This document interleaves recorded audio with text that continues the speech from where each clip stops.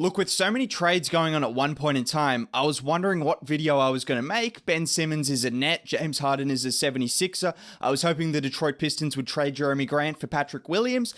But the most surprising news of all came towards the end of the deadline when the Dallas Mavericks traded Kristaps Porzingis. Okay, that was something that could have happened for Spencer Dinwiddie and Davis Bertans. They must have got back a pick or 2 picks or something. These guys have to be on expiring contracts. No, these guys are on 3-year deals. They got 3 more years left on their contract.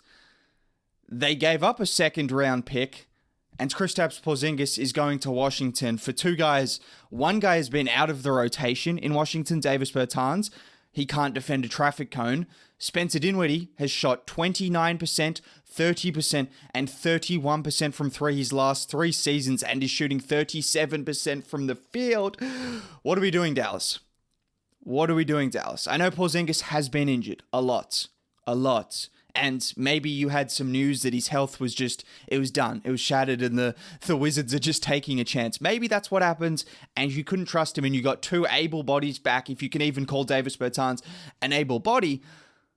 But even still, this is the most shocking trade in a while. I'm normally not shocked and I normally try to see the positive side and I'll try and spin this in a way, I guess, but it looks like the Mavericks just made a bad deal. Look, they're 13-8 with Porzingis on the season, so I understand that. But even any way you look at this, they brought in 2 of the 5 worst contracts in the league. Davis Bertans is probably the worst contract in the league, in my opinion. Probably ahead of Westbrook and Wall when you just consider the man is not even playing for a Wizards team when he's getting paid $16 million a year. Whatever, he's a bad contract. And then Spencer Dinwiddie hasn't been much better. The people in Washington didn't like him, the team, so I don't know if that's his fault or their fault, but either way, he didn't have good chemistry with the team. And also, he sucked. So maybe that's why they didn't like him, because he wasn't playing well. Now, I'm not going to lie and say I watched a ton of Washington Wizards games this season, but I think it's pretty evident from the stats, if you watched any of their games, and if you hear from any of their fans, yeah, those 2 guys weren't performing at the greatest level, and the Mavericks brought on both of those guys. The only thing you can think of, are they going to lose Jalen Brunson? But apparently Tim McMahon, who is the insider for Dallas, I'm pretty sure, just said that they're still optimistic they're going to re-sign Jalen Brunson. I don't know if he's just saying that. They told him to say that. But if you're optimistic you're going to re-sign Jalen Brunson, you get in an insurance policy that is not really an insurance policy, because now you have Spencer Dinwiddie on your books for 3 years, and I don't see anyone taking him. And then you had to bring in Davis Bertans as well, who hasn't been good. Well, he was okay last season. Okay, if we're talking about the positives, get all of this mess out of the way. The confusion that they've traded Porzingis for Bertans and Spencer Dinwiddie.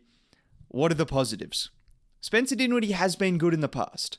He averaged 21 his last fully healthy season in Brooklyn and 7 assists a game. Still don't think he's a fantastic fit with Luka Doncic. If he's your 6th man, okay, that's interesting. That could be something. Apparently he played well without Beal. I don't know too much. I told you, didn't watch a ton of Wizards games. I'm not going to lie to you. But at the same time, the numbers are pretty damning. Davis Bertans, bad defender.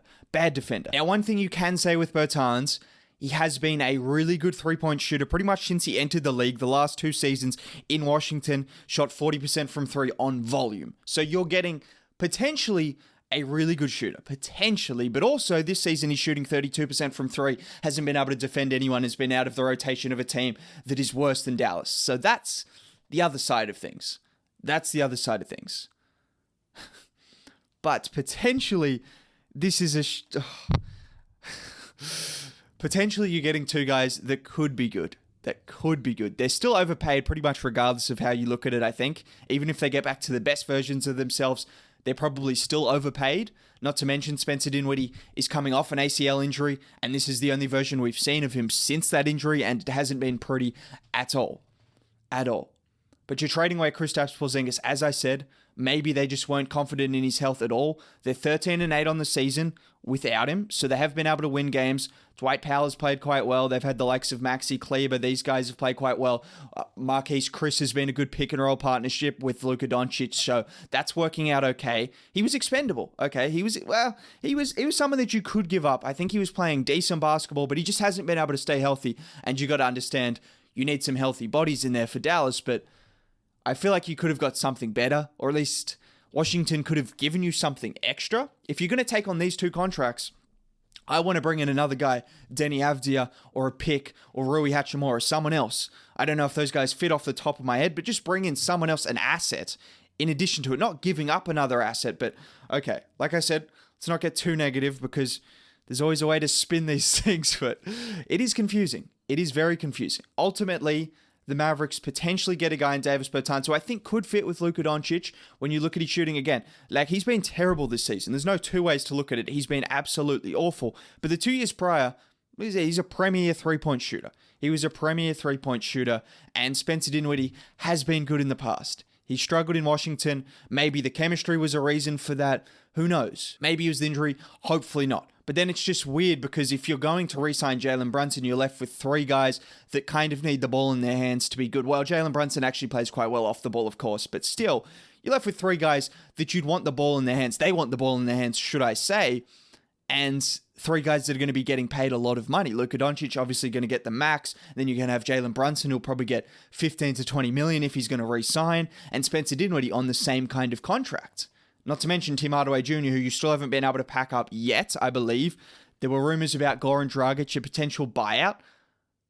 Well, that doesn't make sense anymore, does it? Because now you have 4 guys that need the ball in their heads to be the best versions of themselves. As I've said, I'm struggling to understand this deal for Dallas, which is why I made the video. I was not anticipating making a video on a Davis Bertans and Spencer Dinwiddie trade, but I wasn't anticipating Dallas trading Kristaps Porzingis for those 2 names that I just mentioned. So it's confusing. It's the most confusing trade of the deadline for me. I wasn't as shocked at the Tyrese Halliburton trade. I thought you get back Sabonis. Not going to get into all of that right now. Look, Mavs fans, it's a tough one. It could work out if Porzingis, I mean, you hope the best for Porzingis. I think when he's healthy, when he's been able to stay healthy for a consistent period of time, he's been a really good player. He's been a good player, should I say. He's still overpaid. There's no doubts about that, but he's been a good player and you hope he stays healthy. But now, if you're Dallas, if you're the front office, you don't want to hope him to be injured, but you know what I'm saying? Like, if he stays healthy, then it's just a very baffling decision for them to make. And that's why I had to make this video, because I'm just confused. I'm still confused. I don't know if Woj just tweeted out anything at the timing of this video, but at the moment, they've just brought in 2 guys that are bad contracts that don't really fit with the team. At least Spencer Dinwiddie isn't a fantastic fit. He's not a flawless fit. Bertans, in theory, could be a good fit. Great shooter alongside Luka Doncic, at least supposedly. But yeah. It's a strange deal. It's a strange deal. Dallas. Yeah. Sorry, Mavs fans. It looked like it was turning around for Dallas as well. They were looking like a fantastic team. Defensively, they've gotten better. I don't know, man. I don't know. Maybe it could work out. Who knows? But it's not looking good. It doesn't look like a good deal on the surface.